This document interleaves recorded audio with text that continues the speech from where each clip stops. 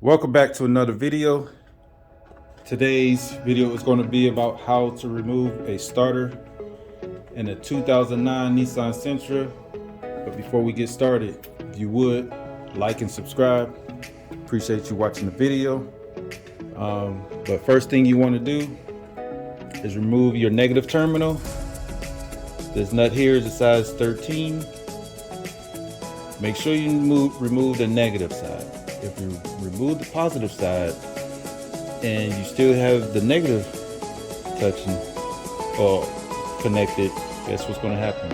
If this positive hit something, it's going to start sparking. So you don't want that. So always take off your negative side. Alright, after that, we're going to go to the starter. I'm going to show you where the starter location is.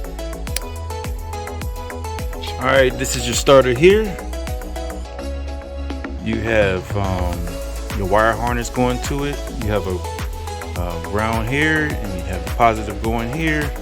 And what you want to do, this nut right here is a size 12. You want to remove that, and then you have your ground, which is a size 8 mil, and you want to remove that. But I'm going to take y'all to a motor that I already took out of this vehicle so y'all can see a little bit better on how to remove it. Alright, I'm here at the motor that I took out.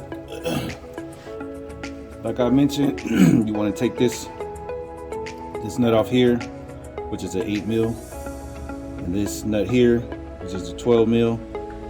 And then what you want to do, you have these two nuts here, bolts you have to take off here, and those are a size 18 mil. I'm gonna take it off for you. Let you see.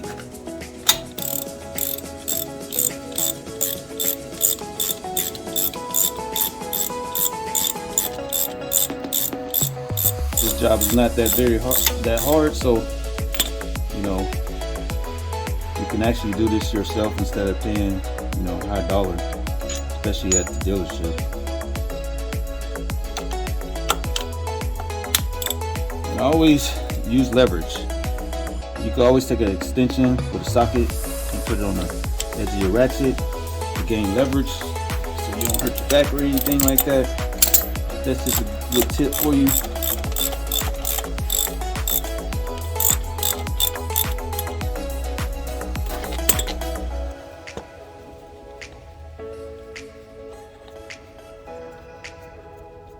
You take them two nuts off, them bolts out, and